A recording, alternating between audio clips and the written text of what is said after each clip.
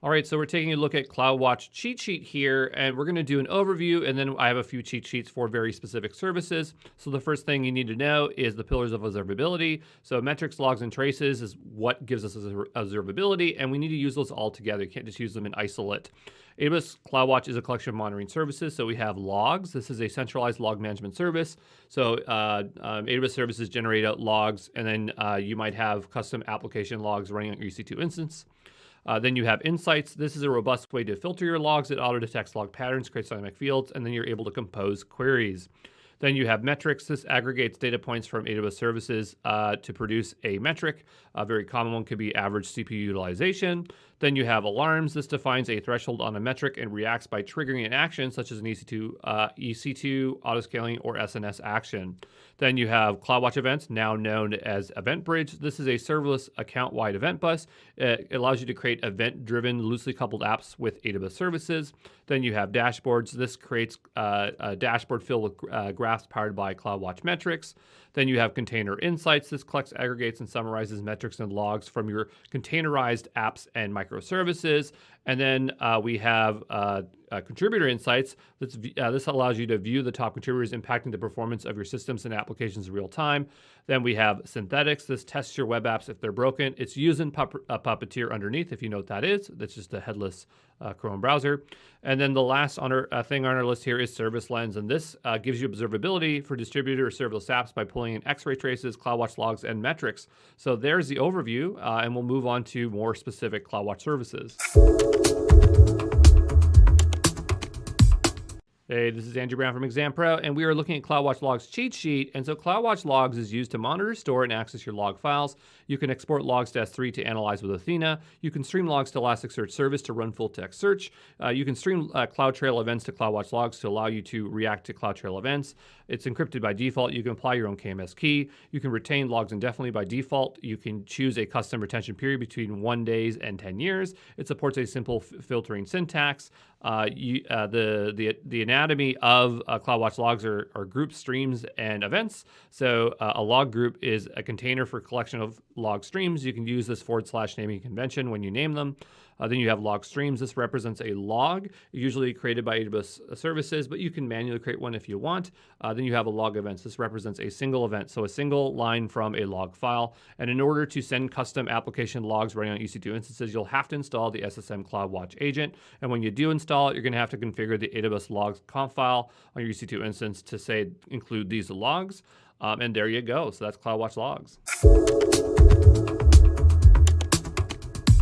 Hey, this is Andrew Brown from Exam Pro, and we're looking at the CloudWatch Log Insights cheat sheet. So Insights enables you to interactively search and analyze your CloudWatch log data. Insights supports all kinds of logs, and it's generally used from the AWS console to create ad hoc queries. Insights has its own language called query syntax, and a single request can query up to 20 log groups. Queries time out after 50 minutes if they have not completed. Query results are available for 7 days. Insights comes with a bunch of sample queries. Definitely check them out if you want to get started. Insights analyzes the log events in the imported logs to generate out dynamic fields, and the following 5 fields are always generated out for you. So you're always going to get message, timestamp, ingestion time, log stream, log. CloudWatch can auto-discover fields for the following AWS services. So we got VPC flow logs, Ref53, Lambda, and CloudTrail. And then for JSON logs, all the fields will become discoverable. Really great for CloudTrail events. And then for other logs that are not discovered automatically, you can use the parse command to create ephemeral fields. So there you go. Hey, this is Andrew Brown from Exam Pro, and we are looking at CloudWatch Metrics cheat sheet. And so metrics, it represents a time-ordered set of data points. It's a variable that is monitored over time. And so metrics are data that it's about performance of your systems. So CloudWatch comes with many predefined metrics that are generally namespaced by AWS service, and some very common ones for at least for the EC2 per instance metrics. And you should absolutely know these. And if you don't, look up the AWS documentation. Just make sure you understand what they are. But you have CPU utilization, disk read ops, disk write ops, disk read bytes, disk write bytes, network in, network out, network packets in, and network packets out. So metric data is kept for 15 months, enabling you to view both up-to-the-minute data and historical data. There's metric math. We might have not covered this in this course. I might add it in the future, but it enables you to query multiple CloudWatch metrics and use math expressions to create new time series. I don't think it appears in the exam, but it's great to know this practically. You can publish your own metrics using the AWS CLI or SDK. So if you're using the CLI, it's going to be AWS CloudWatch put metric data. You can define custom metrics in 2 different resolutions. So you have standard resolution, that's 1 minute, and high resolution, that's under a minute down to a second. With high resolution, you can track in intervals of 1, 5, 10, 30, and multiples of 60 seconds. For data availability, this is when you'll actually be able to see the data. It varies based on service. The one I really want you to remember is that EC2 basic monitoring is 5 minutes. So if you launch up an EC2 instance, it's by default 5 minutes. This will throw you off because most services are 1 minute. If you want 1 minute with EC2, you got to turn detailed monitoring. That costs money, but every other service will generally be 1 minute. Sometimes they're 3, sometimes they're 5. I can't even think of that many that are 3 or 5. They're mostly 1 minute. And again, detailed monitoring costs something to turn on. Not all EC2 metrics are tracked by default, and you'll have to install the CloudWatch agent to collect those metrics. So memory utilization, disk swap, space utilization, page file utilization. And so I just really want to point out the 2, memory and disk. So am I running out of memory? Am I running out of disk space? You will need the CloudWatch agent to collect that information. So there you go. Hey, this is Andrew Brown from Exam Pro, and we are onto the CloudWatch Alarms cheat sheet. And so Alarms monitors CloudWatch metrics based on a defined threshold. And when an alarm breaches, that means go outside the defined threshold, it's going to change state. And the types of states it can change to is okay, alarm, and insufficient data. So this is when the alarm has just started, but the metrics are not available or there's not enough data available. So when it changes state, we can define what action it should trigger. So it could trigger a notification with SNS. It could trigger an auto-scaling group action. It could trigger an EC2 action. And you can define the conditions of either static or anomaly detection. So static is a set static value. So imagine you're doing, you're setting a billing alarm and you say, if it's over $100, tell me about it. Then you can do anomaly detection. This sets a band around the data points and it helps prevent false positives. It's more flexible if you have seasonal data. Then we have composite alarms. This allows you to watch multiple alarms and requires both you both have to be triggered before the resulting alarm action is triggered, and the alarms being watched must have no action set, and you can only trigger an SNS as the action, so you can't do EC2 or ASG actions. So there you go. This is Andrew Brown from Exam Pro, and we're looking at the Event Bridge cheat sheet, and this one is a 2-pager, so definitely pay attention here because Event Bridge is a very powerful service. So Event Bridge is a serverless account-wide or organization-wide event bus, and it can create event-driven, loosely coupled apps with AWS services. Event Bridge was formerly known as CloudWatch Events. They're both still accessible within the AWS console. One just has an uglier interface, so you can just decide which one you want to use. An event bus receives events from a source and routes events to a target based on rules, and the events are JSON objects that are passed or used to pass around the data. So many AWS services emit event data, but for some AWS services that do not, you can turn on CloudTrail and react to those events. And the AWS API call events that are larger than 256 kilobytes are not supported, so they'll just get ignored. To react to event data, you'll need to create an event bridge rule. So you can choose up to 5 AWS service targets. So here's some examples of some targets, but there's a lot. There's like lots and lots. When you select a target, you'll have additional fields to narrow down to the AWS service you want to target. You can apply event matching to filter what events should be passed to the target, and you simply provide a JSON schema with the fields you want to match on, or you can use more complex matchers. And so we have prefix matching, anything but matching, numeric matching, IP address matching, exists matching, empty value matching, and you can use multiple matchers altogether. You can set configure input, which is used to transform or filter the event's data structure. So it doesn't actually filter events, it filters or transforms the actual data structure, all right, that's being passed. So you have match event, part of the match event, constant JSON, which is just mocking the data, so you can pass mock data around, or input transform if you actually need to transform the shape of the data into a string or a different type of JSON object. Now we're on to page number 2 here. And so a common use case for Event Bridge is to use it as a serverless cron job. So you can say trigger a database backup every day. I use it for my Minecraft server to back up the actual world. Event Bridge can be scheduled or can schedule events using either cron expression or rate expression. So cron expressions are very fine-tuned control. They use this cron notation and you can set whatever you want with it. It's really robust. Then you have rate expression. If you're not comfortable with cron jobs and you don't need fine-grained control, you just say choose every X hour, minutes, or days. All scheduled events are UTC time zone. The minimum precision for schedules is 1 minute. The event bus can extend to third-party SaaS products to accept partner event sources. There's a whole host of third-party products, but an example is Datadog. So let's say something happens to Datadog, it could trigger something in AWS. Event bridge schema or the schema registry, forgot the word registry there, can help you keep track of changes to your event schema. So it will automatically detect the schema changes and create versions. You can download the schema as code bindings. You can use the AWS Toolkit VS Code plugin to view generate schemas or apply code bindings. I don't think they're going to be asking about the AWS Toolkit on the exam, but I'd like to mention it there anyway for you. So there you go. That is the Event Bridge cheat sheet.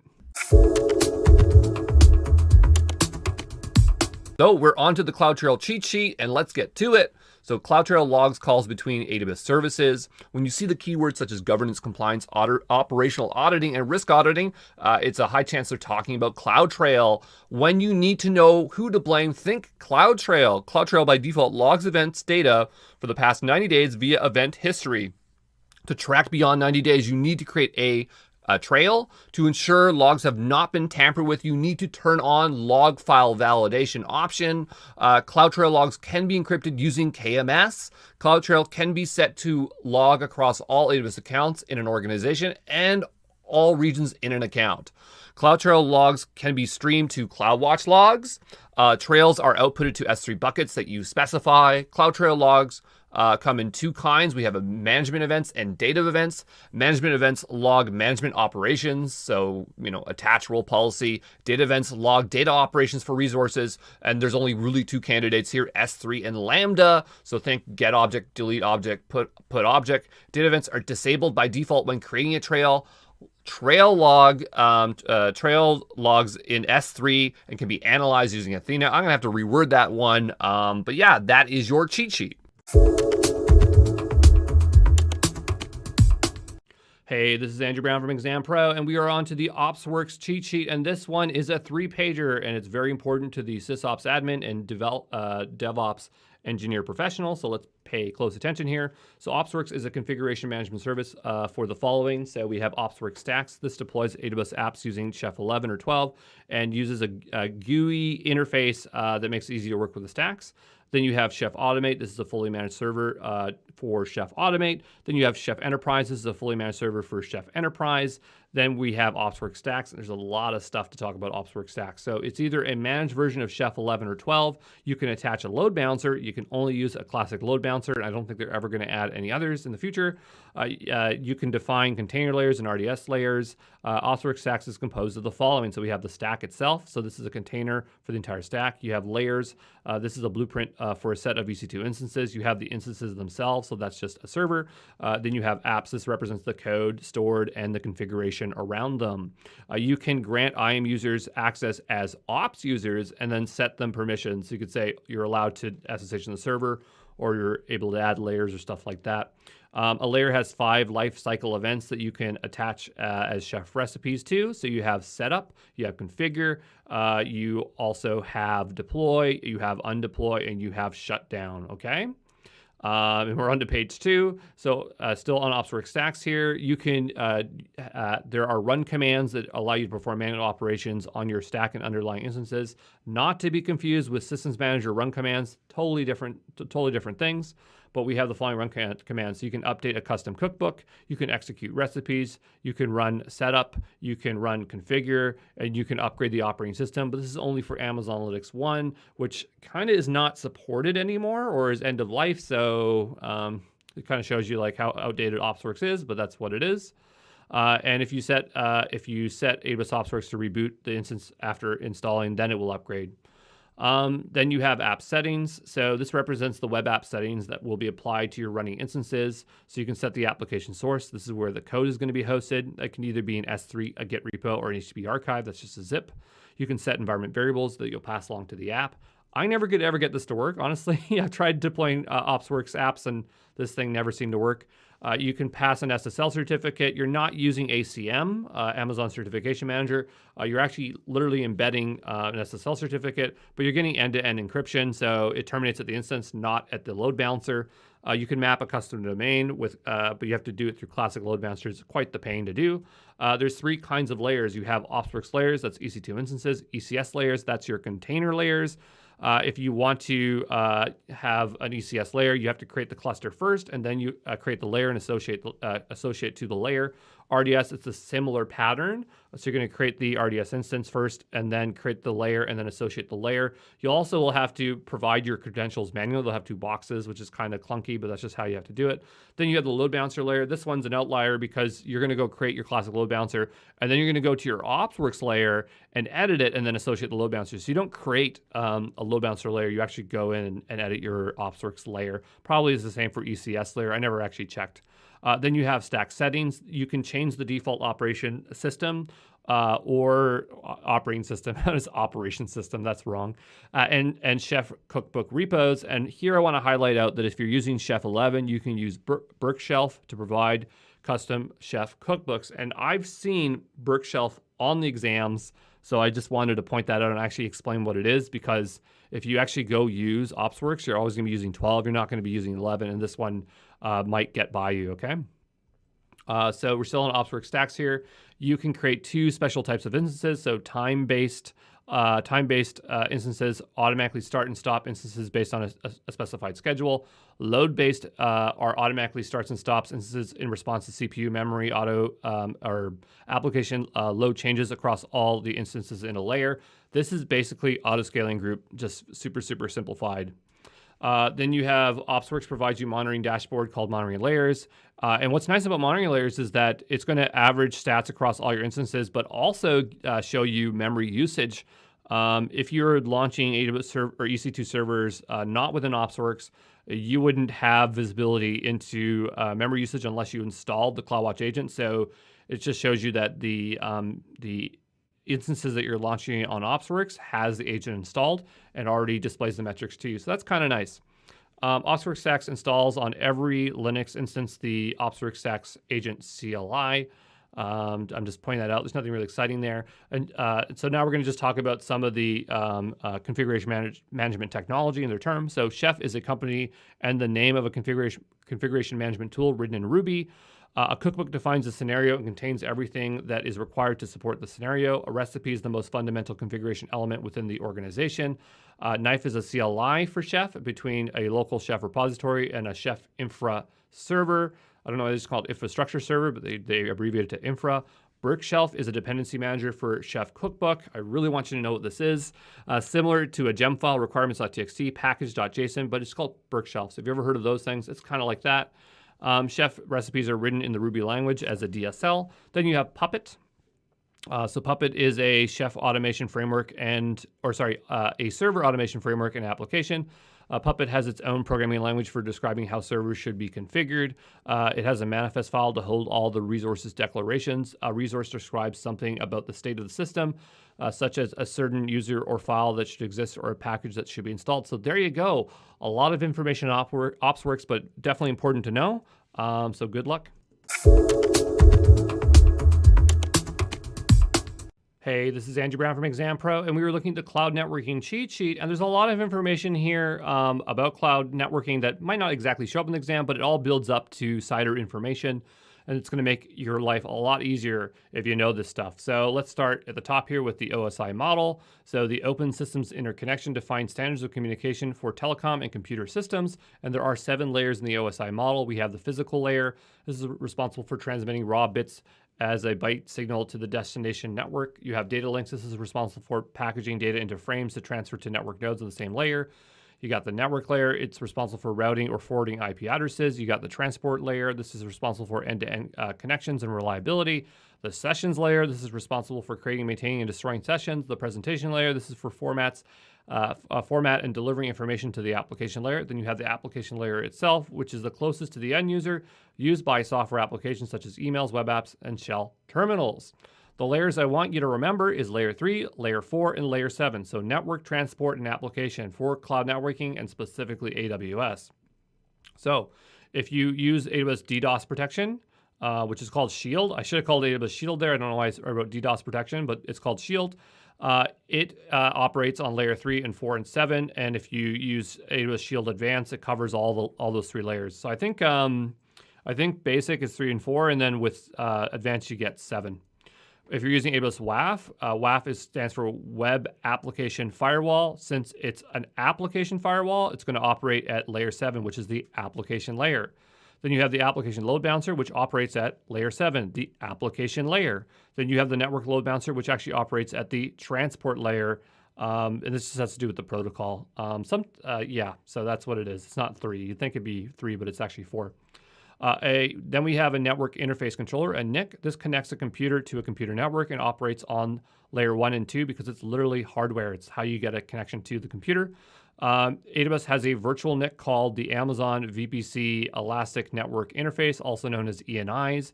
Every EC2 instance has at least one ENI, whether you know that or not. EC2 instances can have multiple ENIs attached to them for some reason.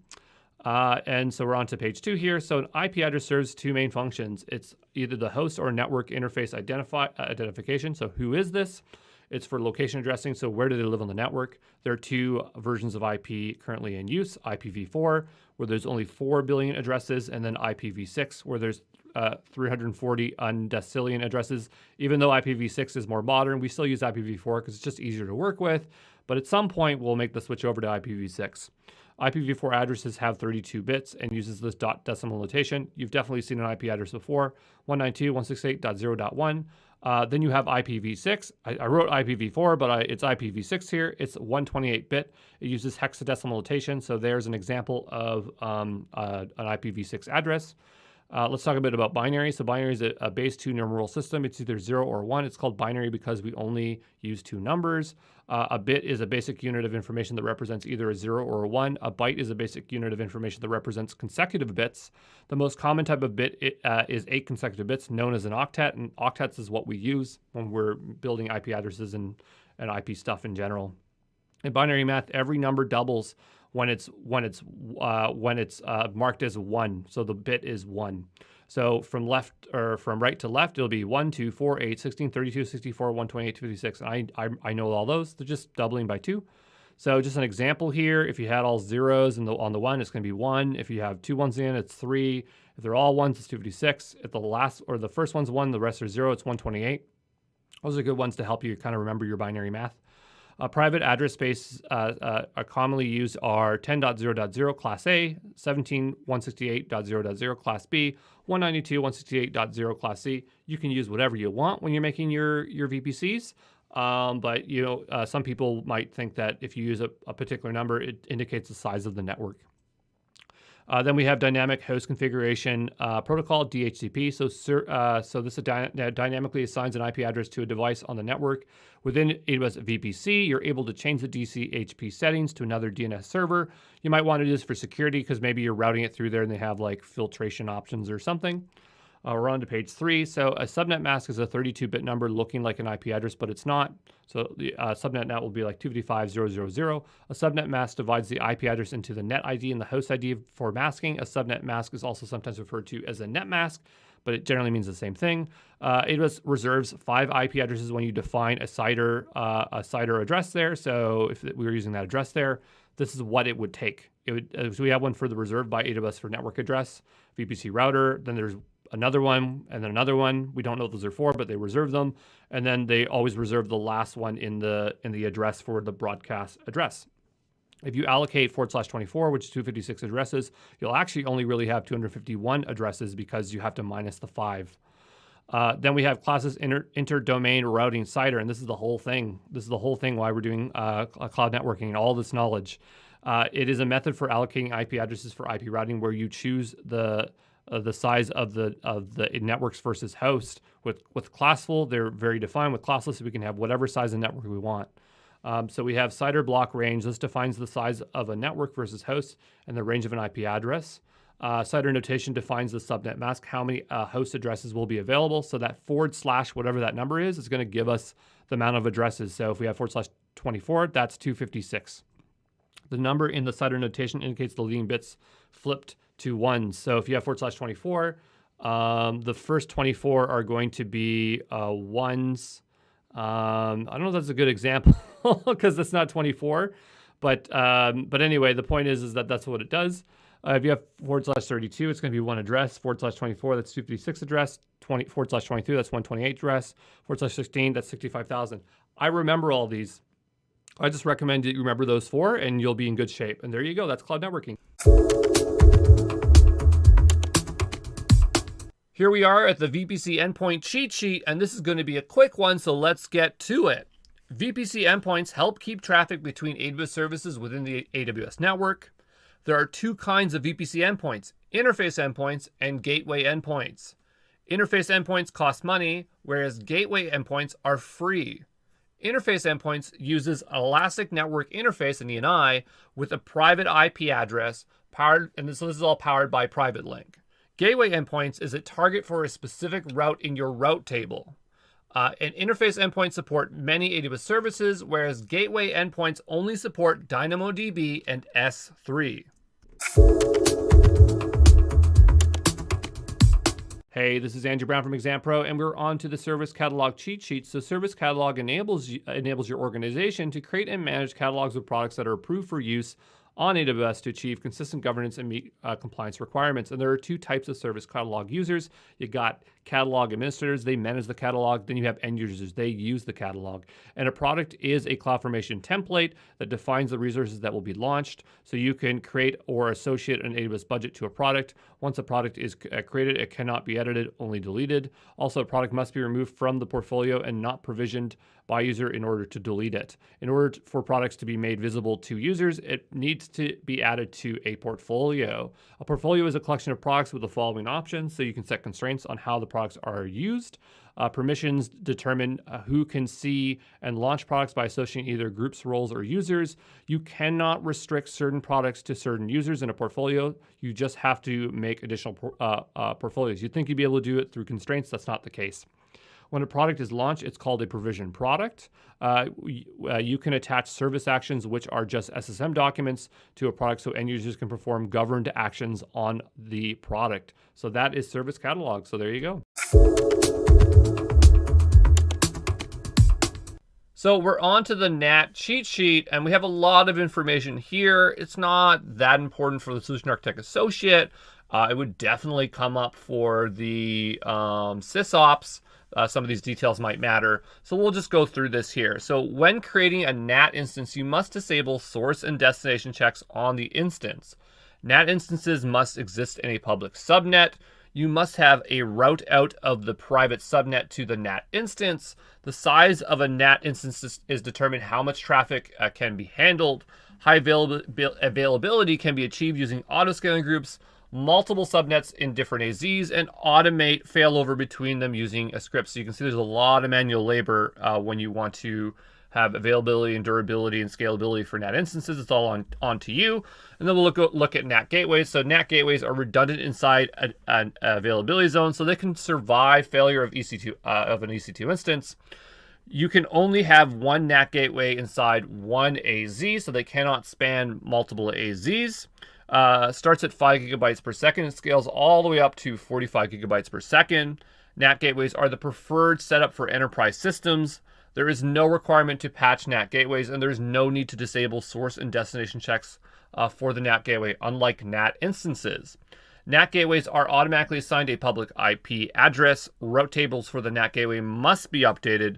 Resources in multiple AZs sharing a gateway will lose internet access if the gateway goes down, unless you create a gateway in each AZ and configure route tables accordingly. So there you go. That is your NAT cheat sheet. So we're on to the NACL's cheat sheet, so let's jump into it. So Network Access Control List is commonly known as NACL. VPCs are automatically given a default NACL, which allow all outbound and inbound traffic. Each subnet within a VPC must be associated with a NACL. Subnets can only be associated with one NACL at a time. Associating a subnet with a new NACL will remove the previous association. If a NACL is not explicitly associated with a subnet, the subnet will automatically be associated with the default NACL. NACL has inbound and outbound rules, just like security groups. Rules can either allow or deny traffic, unlike security groups, which can only allow. NACLs are stateless, so that means it's going to allow inbound traffic and also outbound. When you create a NACL, it will deny all traffic by default. NACLs contain a numbered list of rules that gets evaluated in order from lowest to highest. If you need to block a single IP address, you could via NACLs. You cannot do this via security groups because you cannot have deny actions. Okay, so there you go.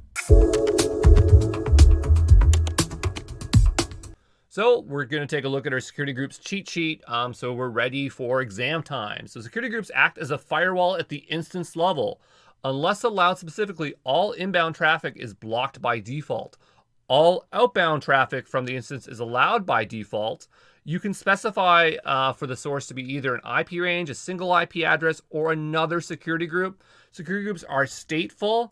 If traffic is allowed inbound, it is also allowed outbound. Okay, so that's what stateful means. Any changes to your security group will take effect immediately. EC2 instances can belong to multiple security groups. Security groups can contain multiple EC2 instances. You cannot block a specific IP address with security groups. For this, we need to use NACLs, right? So again, it's allow by default. Everything's deny and you're only allowing things, okay?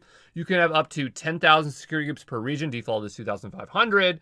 You can have 60 inbound and 60 outbound rules per security group, and you can have 16 security groups associated to that ENI. Default is 5, and I can see that I added an extra 0 there, so don't worry. When you print out your security groups cheat sheet, it will be all correct, okay?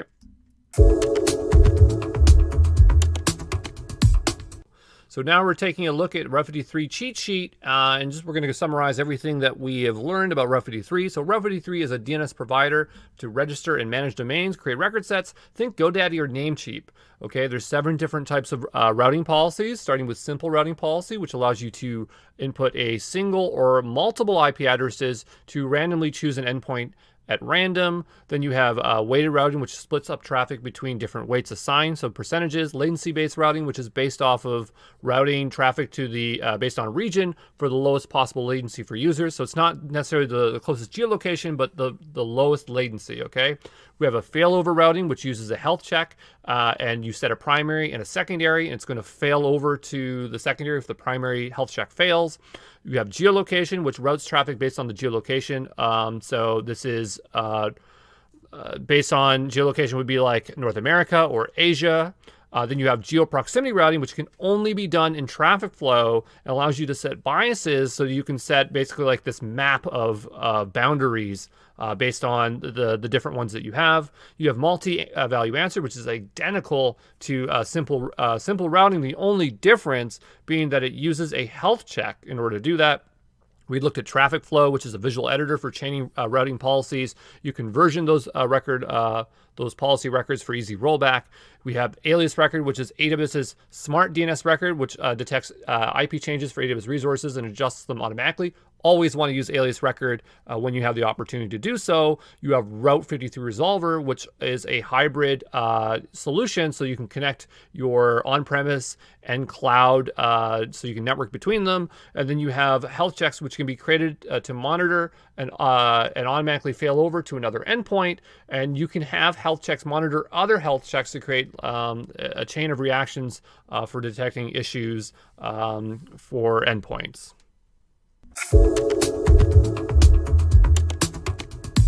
All right, so it's time to look at the EC2 cheat sheet here, so let's jump into it. So Elastic Compute Cloud EC2 is a cloud computing service. So you configure your EC2 by choosing your OS, storage, memory, and network throughput, and other options as well.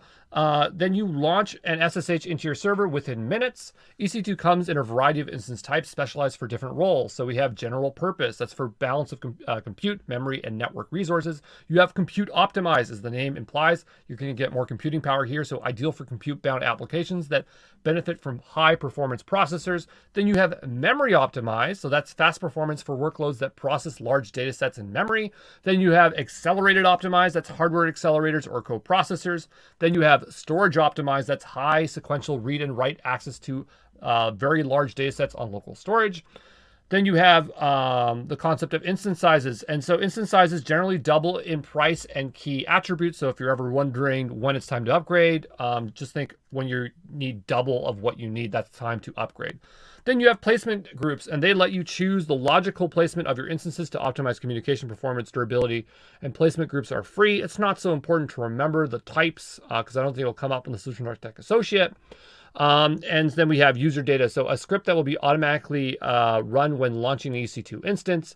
For metadata, metadata is about the current instance. So you could access this metadata via a local endpoint when SSHing into an EC2 instance. So you have this curl command here with metadata. And metadata could be the instance type, current IP address, etc., etc. And then the last thing is instance profiles. This is a container for an IAM role that you can use to pass role information to an EC2 instance when the instance starts. All right, so there you go. That's the EC2 cheats. Hey, this is Andrew Brown from Exam Pro, and we are on to the Systems Manager cheat sheet, and this one is a 2-pager here. There are a lot of services under Systems Manager, but we're going to cover them broad here, okay? So Systems Manager is also known as AWS Simple Systems Manager. At some point, they dropped the simple, but when we use the initialism, we still include simple in it, so it's SSM. So AWS SSM is an umbrella of AWS services used to automate the management of virtual machines. It can, of course, do other things besides VMs, but more or less it's for VMs. In order for VMs to use SSM, you need 2 things: the SSM agent installed in your EC2 instances. It's already installed on AWS managed AMIs that are under support. So Amazon Linux 1 and 2, Ubuntu 16 and 18. There's a host of others. And then you need to install the SSM AWS managed policy and attach it to your EC2 IAM role. And so the one that you should use is called Amazon SSM Managed Instance Core. I literally do remember this. There's another one, which is older. I don't think it'll show up in the exam, but it's SSM role, and it's not recommended to use anymore. So under Systems Manager, we have a lot of services. We'll start at the top of the list. So we have SSM Explorer. This is a customizable operations dashboard that reports information about your AWS resources. Then you have Ops Center. It's a consolidation of your operational work items called Ops items for your IT team to view, investigate, resolve. An Ops item represents operational work that needs to be performed. So EC2 instance disk is full. A lot of services in Systems Manager use Ops items. SSM run command lets you remotely and securely manage the configuration of your managed instances. You can execute a bash or PowerShell command, run chef recipes or Ansible playbooks, and a host of others. This is like when you just want to run a single command on a server remotely. You just use run command. SSM automation is a service that allows you to define documents, which we call runbooks, or operational playbooks. I think that's the other term. They execute a sequence of commands carrying out the runbook actions. Automations is like run commands, but with multiple steps, okay?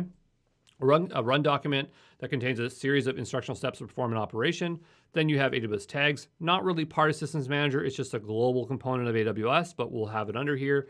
These are words or phrases that act as metadata for organizing your AWS resources. You have resource groups, are a collection of AWS resources that can share one or more tags. AWS or resource groups can display details about a group or resource based on metrics, alarms, and configuration settings. You have SSM app config is used to create, manage, and quickly deploy application configuration. So when you need to roll out changes to your application configuration files, you need to avoid errors such as typos that could break your production environment. That's when you're going to want to use app config. You have change calendars. These allow you to define when SSM automations are allowed or not allowed to be executed by your team. You have maintenance windows, which sounds very similar to change calendars. This lets you define a schedule for when to perform potentially disruptive actions on instances such as patching, updating, and installing or patching software. You have configuration compliance. Scans your, it's just known as SSM compliance. It scans your fleet for managed instances for patch compliance and configuration inconsistencies. You have inventory. This provides visibility into your EC2 and on-premise computing environment. Basically tells you what's running on the EC2 instances, I believe. Not to be confused with AWS config inventory, which is an inventory of all your AWS resources. You have SSM activations. This allows you to register external resources to be managed by AWS Systems Manager. And basically what it is, it just gives you a code and ID, and it acts as an EC2 access ID and secret for your managed external instances, so it can be managed by Systems Manager.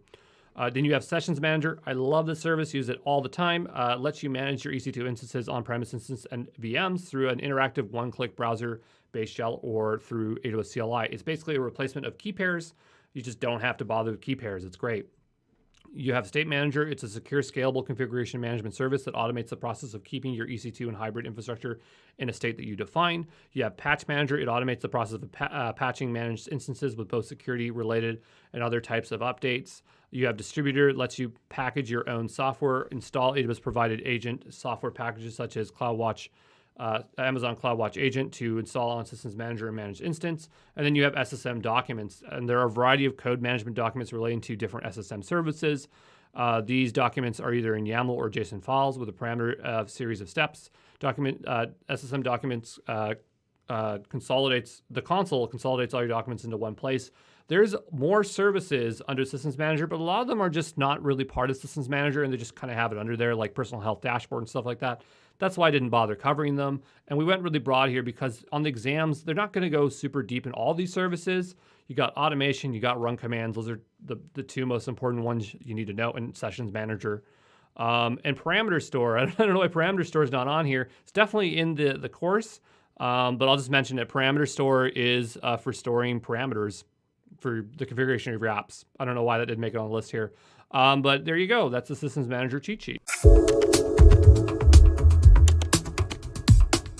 So we're on to the AMI cheat sheet, so let's jump into it. So Amazon Machine Image, also known as AMI, provides the information required to launch an instance. AMIs are region specific. If you need to use an AMI in another region, you can copy an AMI into the destination region via the copy AMI command. You can create AMIs from an existing EC2 instance that's either running or stopped. Then we have community AMIs, and these are free AMIs maintained by the community. Then there are AWS Marketplace AMIs, and these are free or paid subscription AMIs maintained by vendors. AMIs have AMI IDs. The same AMI, so if you take Amazon Linux 2, will vary in both AMI ID and options, such as the architecture option, in different regions. They are not exactly the same. They're different, okay? And an AMI holds the following information. It's going to have a template for the root volume for the instance. So that's either going to be an EBS snapshot or an instance store template. And that will contain operation system, the application server, and application data, okay? And then you have the launch permissions that controls which AWS accounts can be used with the AMI to launch instances, and a block device mapping that specifies the volumes to attach to the instances when it's launched. So there is your AMI cheat sheet. So we made it to the end of the Elastic Load Balancer section and on to the cheat sheet. So there are 3 Elastic Load Balancers: Network, Application, and Classic Load Balancer. An Elastic Load Balancer must have at least 2 availability zones for it to work. Elastic Load Balancers cannot go cross-region. You must create one per region. ALBs have listeners, rules, and target groups to route traffic. NLBs have listeners and target groups to route traffic. And CLBs use listeners, and EC2 instances are directly registered as targets to the CLB. For Application Load Balancer, it uses HTTPS or without the S traffic, and then as the name implies, it's good for web applications. Network Load Balancer is for TCP UDP and is good for high network throughput, so think maybe like multiplayer video games. Classic Load Balancer is legacy, and it's recommended to use ALB or NLB when you can. Then you have the X-forwarded 4, and the idea here is to get the original IP of the incoming traffic passing through the ELB. You can attach Web Application Firewall to ALB because, you know, Web Application Firewall has an application in the name, and NLB and CLB do not. You can attach an Amazon Certification Manager SSL certificate, so that's an ACM, to any of the ELBs to get SSL. For ALB, you have advanced request routing rules where you can route based on subdomain, header, path, and other HTTP information. And then you have sticky sessions, which can be enabled for CLB or ALB. And the idea is that it helps the session remember which EC2 instance based on cookie. The end here, and we can review the auto-scaling group cheat sheet. So an ASG is a collection of EC2 instances grouped for scaling and management. Scaling out is when you add servers. Scaling is when you remove servers. Scaling up is when you increase the size of an instance. So like you'd update the launch configuration with a larger size. The size of an ASG is based on the min, max, and desired capacity. Target scaling policy scales based on when a target value of a metric is breached. So example, average CPU utilization exceeds 75%. Simple scaling policy triggers a scaling when an alarm is breached. Scaling policy with steps is the new version of simple scaling policy and allows you to create steps based on escalation alarm values. Desired capacity is how many EC2 instances you want to ideally run. An ASG will always launch instances to meet the minimum capacity. Health checks determine the current state of an instance in an ASG. Health checks can be run against either an ELB or an EC2 instance. When an autoscaling group launches a new instance, it will use a launch configuration which holds the configuration values of that new instance. For example, maybe the AMI, instance type, or role. Launch configurations cannot be edited and must be cloned or a new one created. Launch configurations must be manually updated by editing the autoscaling group settings. So there you go. And that's everything with autoscaling. So we're done with EBS and we're looking at the EBS cheat sheet. So let's jump into it. So Elastic Block Store, EBS, is a virtual hard disk and snapshots are a point-in-time copy of that disk. Volumes exist on EBS, snapshots exist on S3. Snapshots are incremental, only changes made since the last snapshots are moved to S3. Initial snapshots of an EC2 instance will take longer to create than subsequent snapshots.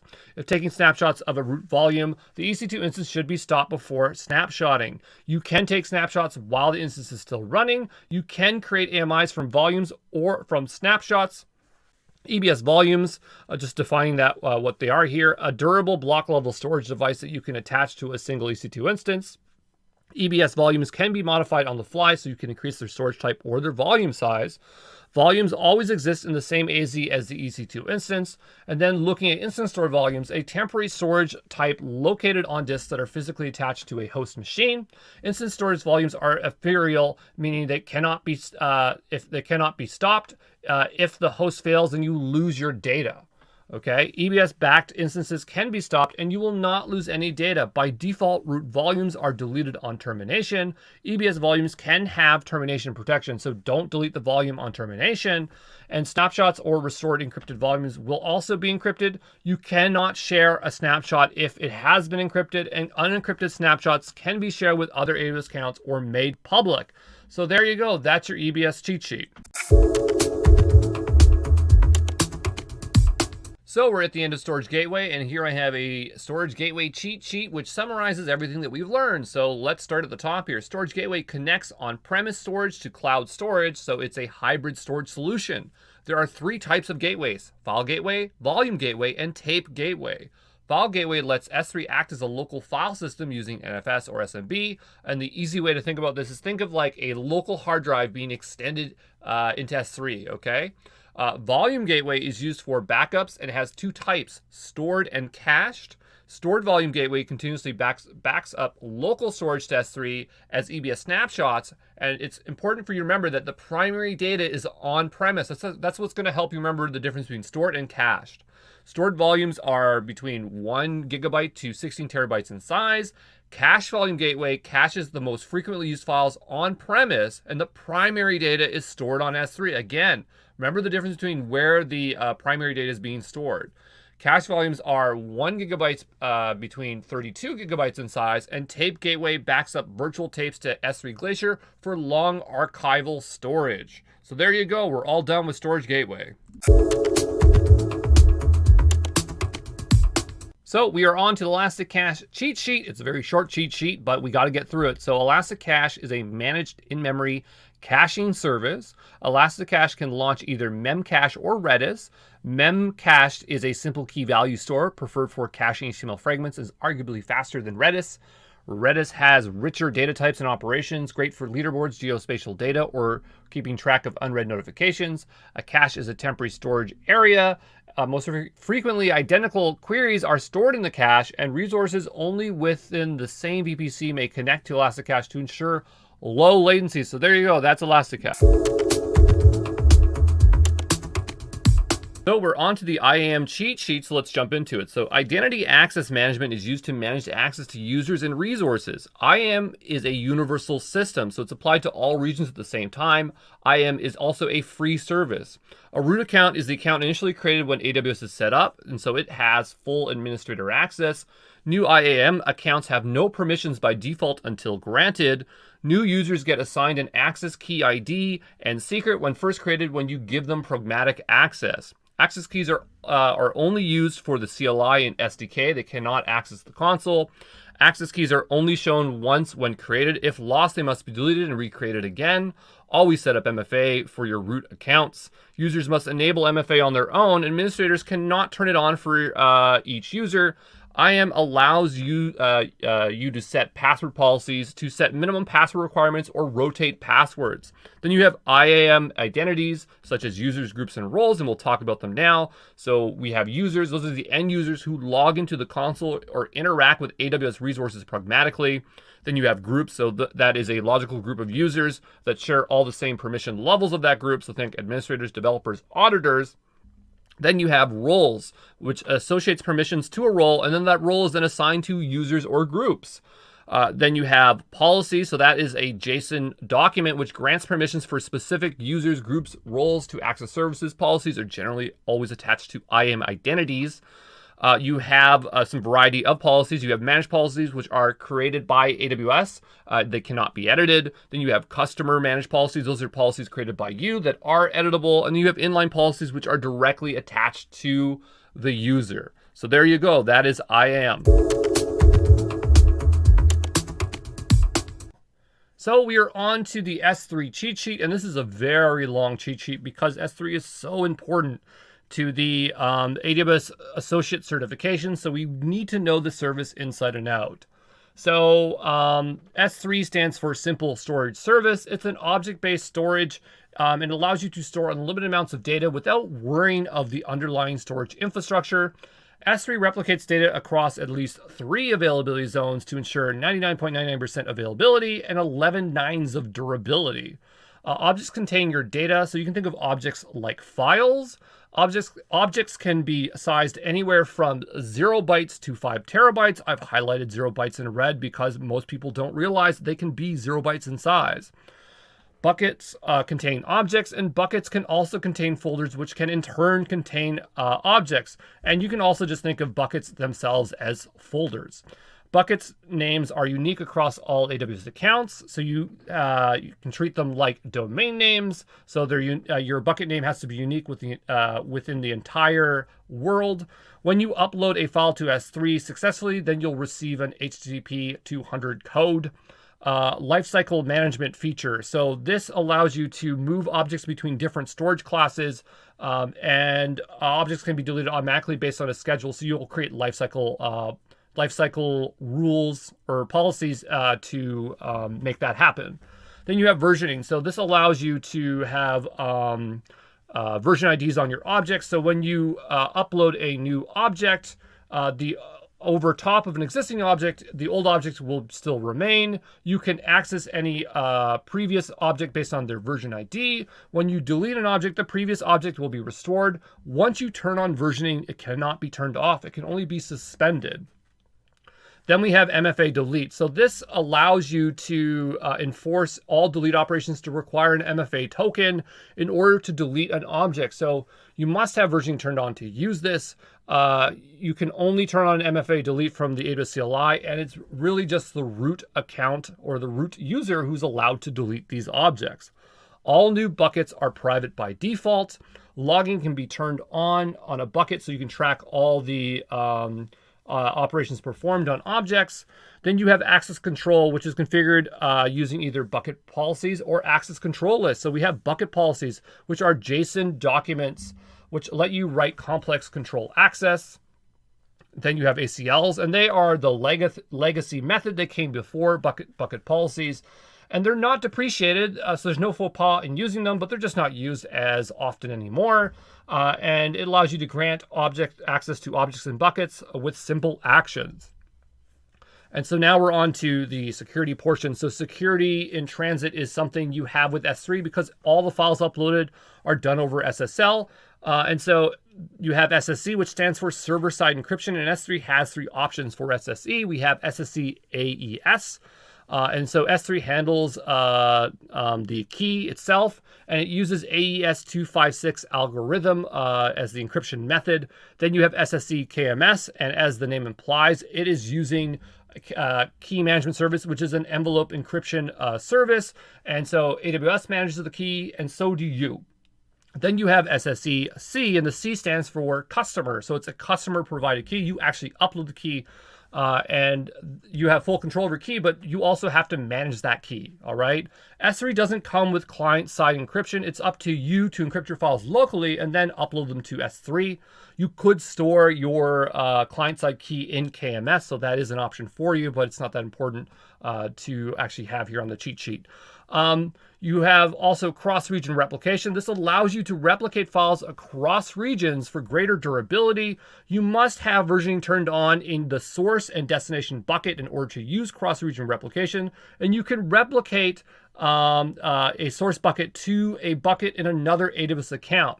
Then you have transfer acceleration. This provides fast and secure uploads from anywhere in the world. Data is uploaded via a distinct URL to an edge location, and data is then transported to your S3 bucket via the AWS backbone network, which is super fast. Then you have pre-signed URLs, and this is a URL generated via the AWS CLI or SDK. It provides temporary access to write or download to an object, like data to that actual object via that endpoint. Pre-signed URLs are commonly used to access private objects. And the last thing is our storage classes, and we have 6 different kinds of storage classes, starting with standard, and that's the default one, and it's fast. It has 99.99% availability, 11.9's durability. You access files within the milliseconds, and it replicates your data across at least 3 AZs. Then you have the intelligent tiering storage class, and this uses ML to analyze your object's usage and determine the appropriate storage to help you save money and just move to those other storage classes, which we're covering now. Then you have standard infrequency access, abbreviated to IA. It's just as fast as standard. It's cheaper to access files if you're only accessing files less than once a month, so just one file in the month. If you access it twice, now it's the same cost as standard, and probably a little bit more because there's an additional retrieval fee when you try to grab those files. It is 50% less than standard. The trade-off here is reduced availability. Then you have one zone IA, and as the name implies, it's not replicating across 3 AZs, just at least 3 AZs. It's only in 1 AZ, so it's going to be super fast. And the trade-off here is it's going to be 20% cheaper than standard IA, but now you also have reduced durability, and again, it has a retrieval fee.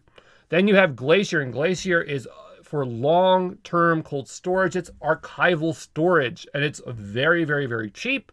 The trade-off here is that it's going to take between minutes to hours for you to actually access your files if you need them.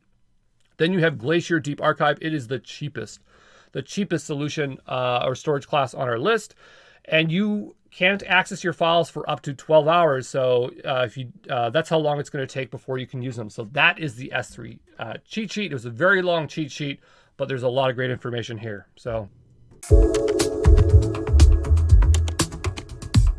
Hey, this is Andrew Brown from Exam Pro, and we are looking at S3 Glacier cheat sheet, and this is an extremely low-cost storage service. It's a durable storage with security features for data archiving and backup. A very common use case would be a company that needs to hold on to financial tax records for 7 years to meet government and financial regulations. So S3 Glacier is automatically server-side encrypted using 256-bit advanced encryption standard, and as an additional safeguard, AWS encryption or encrypts the key itself with a master key that is regularly rotated.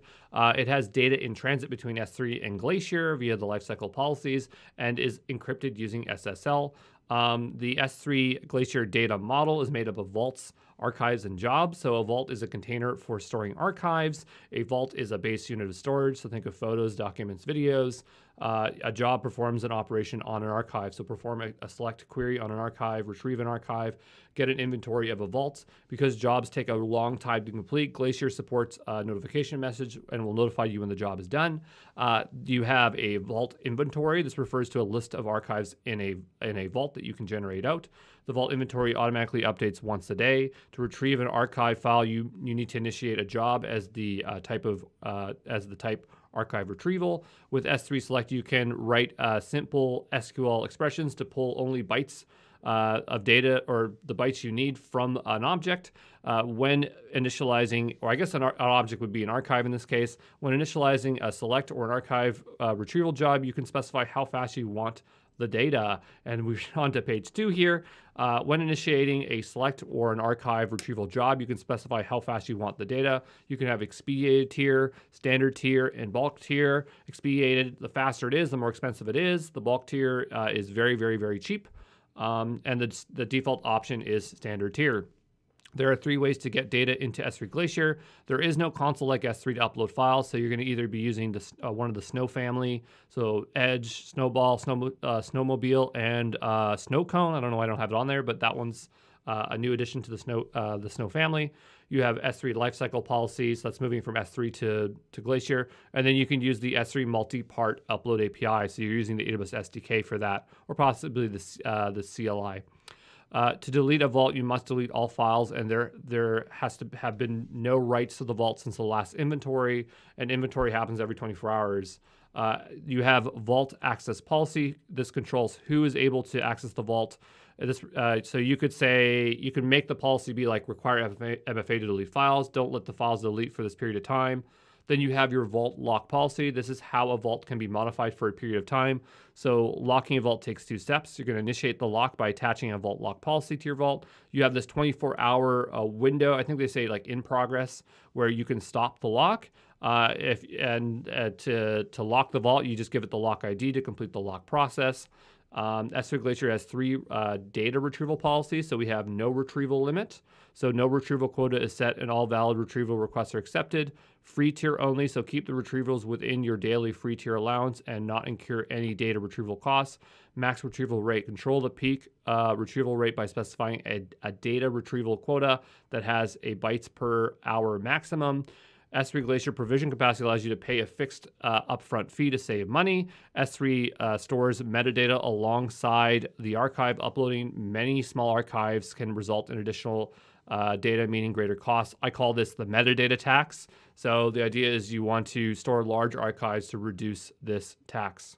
Okay. And the only thing like I would say that you need to remember is that unlike S3 Glacier, there is a cost to retrieve. So it's not just the cost of storing it, but it's also the cost of retrieval. All right, so there you go.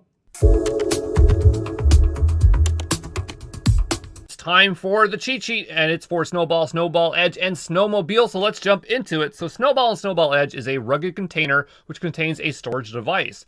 Snowmobile is a 45-foot long ruggedized shipping container pulled by a semi-trailer truck. Snowball and Snowball Edge is for petabyte scale migration, whereas Snowmobile is for exabyte scale migration.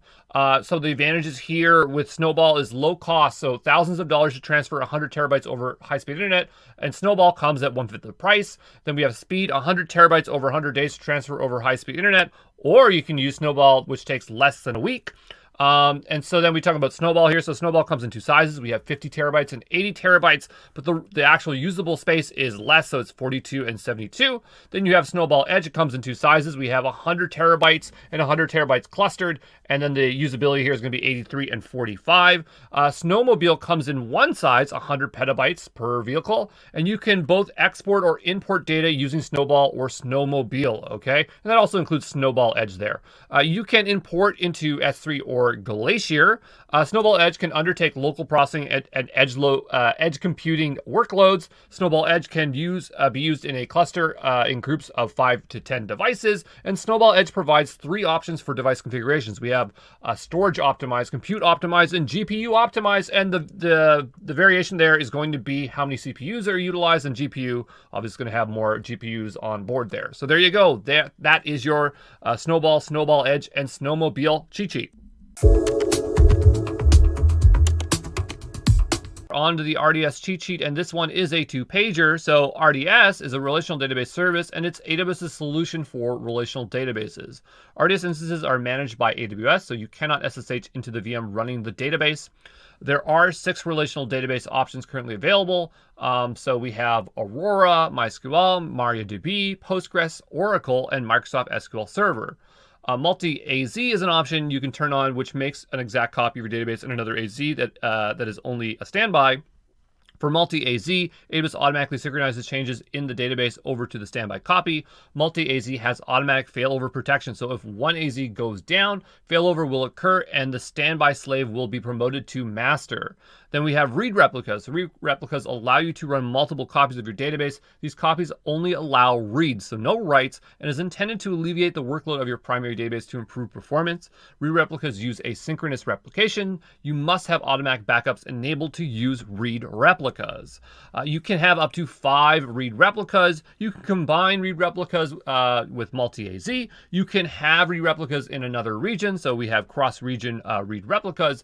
Read replicas can be promoted to their own database, but this breaks replication. You can have read replicas of read replicas. RDS has 2 backup solutions. We have automated backups and database snapshots. Should be manual snapshots, but it means the same thing. So automated backups, you choose a retention period between 1 and 35 days. There is no additional cost for backup storage. You define your backup window. Then you have manual snapshots. So you manually create backups. If you delete your primary, the manual snapshots will still exist and they can be restored.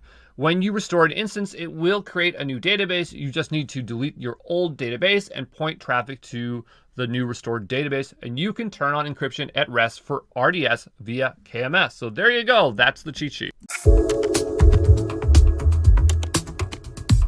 So we're on to the DynamoDB cheat sheet. If you are studying for the Developer Associate, this would be 2 pages long, but since this is for the Solution Architect Associate, this is a lot shorter, okay? So DynamoDB is a fully managed NoSQL key value and document database. Applications that contain large amounts of data but require predictable read and write performance while scaling is a good fit for DynamoDB. DynamoDB scales with whatever read and write capacity you specify per second. DynamoDB can be set to have eventually consistent reads, which is the default option, and strongly consistent reads. Eventually consistent reads data is returned immediately, but data can be inconsistent. Copies of data will be generally consistent within 1 second. Strongly consistent reads will wait until data is consistent. Data will never be inconsistent, but latency will be higher, only up to a second though. Copies of data will be consistent within a guarantee of 1 second, or exactly 1 second.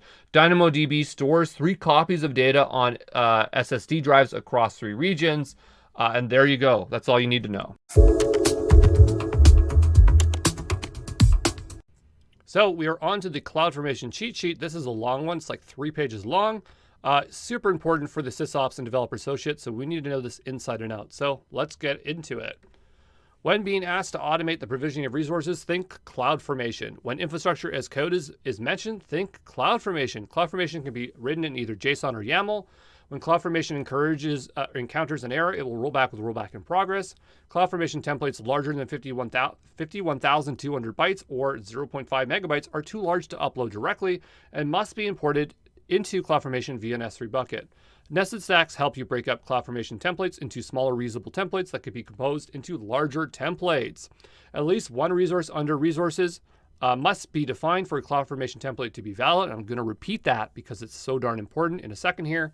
And let's talk about the template sections. And you definitely need to know these for the exam because they'll give you questions that you have to pick out which section does what. So we have metadata that is extra information about your template, the description that tells you what your template does. You have parameters. This is how you get user input into the template. Transform applies macros. This is like applying a mod, which can change the anatomy to be custom. And a good example of that is SAM, the serverless application model. I think that's what it stands for. Then you have outputs. These are values you can use to import into other stacks. You have mappings. These map keys to values, just like a lookup table. Resources, define the resources you want to provision. And here I'm going to repeat it again. At least one resource is required. Conditions are whether resources are created or properties are assigned. And those are all the properties. So again, make sure you know, or the sections, make sure you know them inside and out because it'll earn you a few points on the exam. On to the second page, stack updates. It can be performed 2 different ways. We have direct updates. And so the way those work, you directly update the stack, you submit changes, and AWS CloudFormation immediately deploys them. This is what you're going to be used to doing when you're using CloudFormation. Then the other way is executing change sets. So you can preview the change set to CloudFormation, or sorry, you can preview the changes to CloudFormation will make to your stack. And that is what we call a change set. It's just telling you what's going to change. Then decide whether you want to apply those changes. So it's just like a review process. And then stack updates will change the state of your resources based on circumstances. So we have a few, we need to know them. So update with no interruption. So updates the resources without disrupting operation and without changing the resource's physical ID. Then you have updates with some interruptions. Updates the resources with resource with some interruption and retains the physical ID. Replacement recreates the resource during an update, also generates a new physical ID. You can use a stack policy to prevent stack updates on resources to prevent data loss or interruption to services. We have drift detection. This is a feature that lets CloudFormation tell you when your expected configuration has changed due to manual override. An example of this, let's say you have a CloudFormation template or a stack that creates a security group and a bunch of other resources. A developer comes in and deletes that SG. So CloudFormation would think that it's still there, even though it's not. And drift detection, if you turn that feature on, is going to tell you that something that it's no longer the case. And then on to the last page, and this is a long one. We're going to talk about rollback. So occurs when a CloudFormation encounters an error when you create an update or destroy a stack. When a rollback is in progress, you'll see rollback in progress. When a rollback succeeds, you'll see update rollback complete. When a rollback fails, you'll see update rollback failed.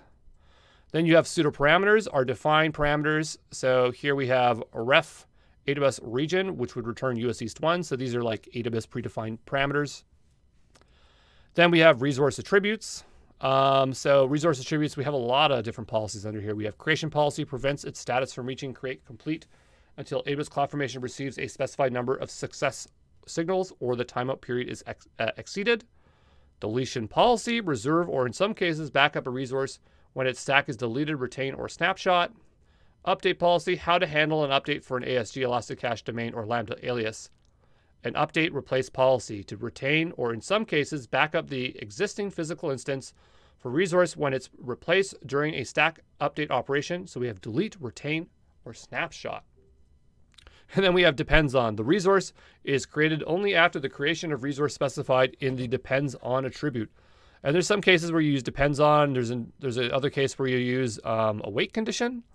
So we have intrinsic functions allow you to assign properties that are not available during runtime. Most important to know would be the ref one, returns the values of a specified parameter or resource.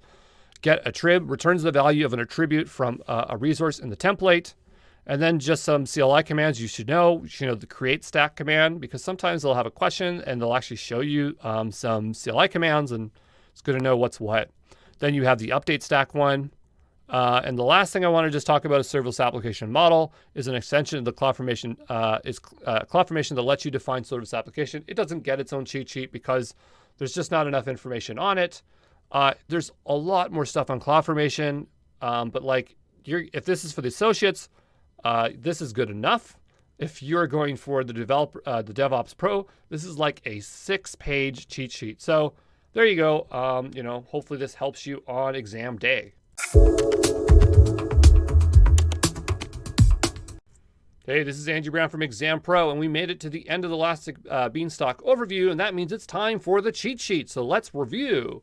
Elastic Beanstalk handles the deployment from capacity provisioning, load balancing, auto-scaling to application health monitoring. So it really sets up a lot of infrastructure for you. It's a good time to use EB when you want to run a web app, but you don't want to have to think about the underlying infrastructure. And we just saw this big list of infrastructure above. It costs nothing to use EB, only the resources it provisions. So if it spins up RDS, an ELB, EC2, you're going to be paying for those, but EB itself costs nothing. Recommended for test or development apps, not recommended for production use. Remember, when AWS says this, when they say not for production use, they're talking about super large enterprises who think that they can use Elastic Beanstalk for their production environments. If you're a small to medium business, Elastic Beanstalk is A-OK. You can choose from the following pre-configured platforms. We have Java, .NET, PHP, Node.js, Python, Ruby, Go, and Docker. You can run containers on EB either in single container or multi-container mode. These containers are running on ECS instead of EC2. You can launch either a web environment or a worker environment. Web environments come in two types. We have single instance or load balance. For single instance environments, it launches a single EC2 instance and it assigns it an Elastic IP address. to that EC2 instance. For a load balance environment, it's going to launch EC2 instances behind an ELB managed by an auto-scaling group. I didn't mention in the last one, but for the single instance environment, it is in an auto-scaling group as well. It's just set to set to desired capacity of 1. But I don't know that's important for the exam. It's not a big deal. Then you have your worker environment. So this creates an SQL queue, installs the SQL daemon on all the EC2 instances, has an auto-scaling scaling policy, which will add or remove instances based on the queue size. Then we have EB has the following deployment policies. So we have all at once. So this takes all the servers out of service, applies changes, puts servers back in service. This is super fast and has downtime. So that is one condition you have to think about. Then you have rolling. It updates servers in batches, reduce capacity based on batch size. Rolling with additional batch adds new servers and batches to replace the old. Never reduces capacity. Then you have immutable, creates the same amount of servers and switches all at once to the new servers, removing old servers. You really, really need to know these deployment policies inside and out. So make sure you know the difference. And if you don't know, go back to the lecture content, look at those diagrams and make sure it clicks. And then we're on to the last page here. So rollback deployment policies require an ELB.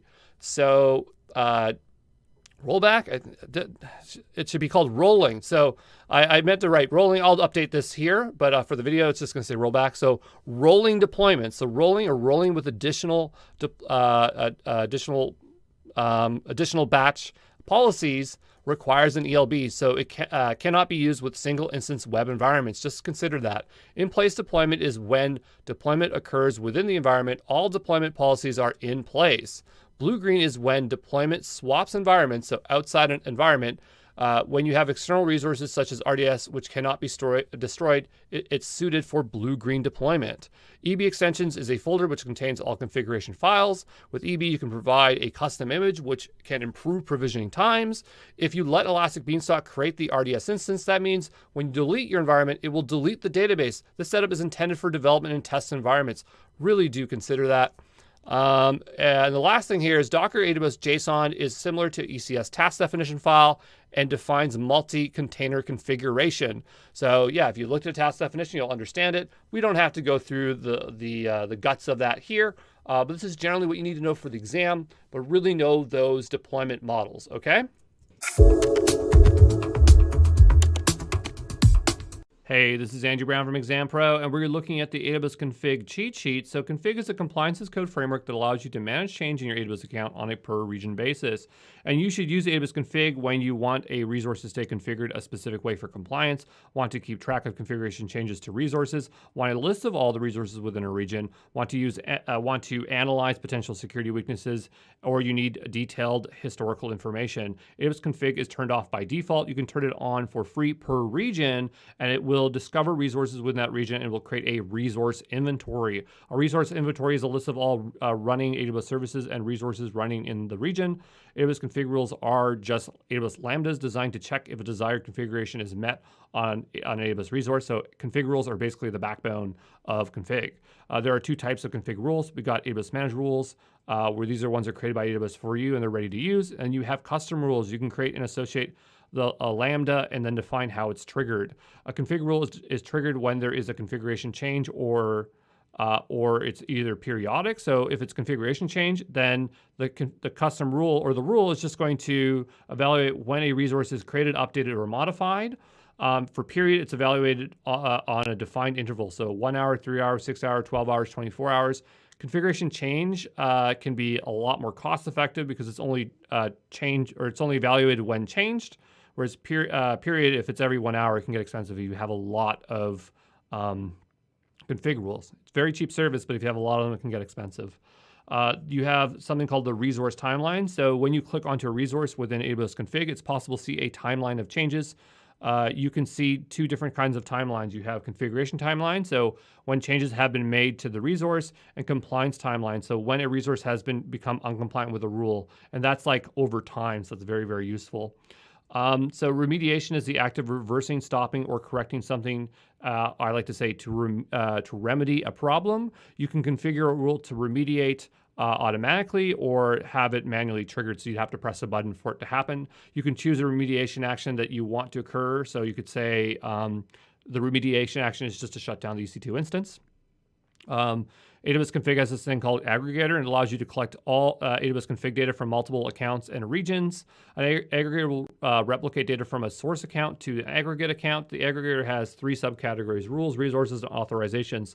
So rules, it just like means all your rules in one place. Resources is all your resources in one place. Authorizations is granting permission to the aggregator accounts in the regions to collect it to one place. So permissions to say, hey, can you send this data over to the aggregate account? And then we have conformance packs. So this is a collection of AWS config rules and remediation actions that can be easily deployed as a single entity in an account, in a region, or across an AWS organization. Packs are created by authoring YAML templates. Surprise, surprise, they just happen to be CloudFormation templates underneath that contains a list of AWS config managed or custom rules and remediation actions. AWS has really, really good sample conformance pack templates. Go check them out. You can even use them for production use cases, or just modify them if you need to. Deploy by using AWS Config Console or the AWS CLI. And the last thing here is advanced queries. This allows you to write SQL queries to quickly find resources within your AWS account. It can query for resources cross region and cross account. That's working with the resource inventory. And there you go.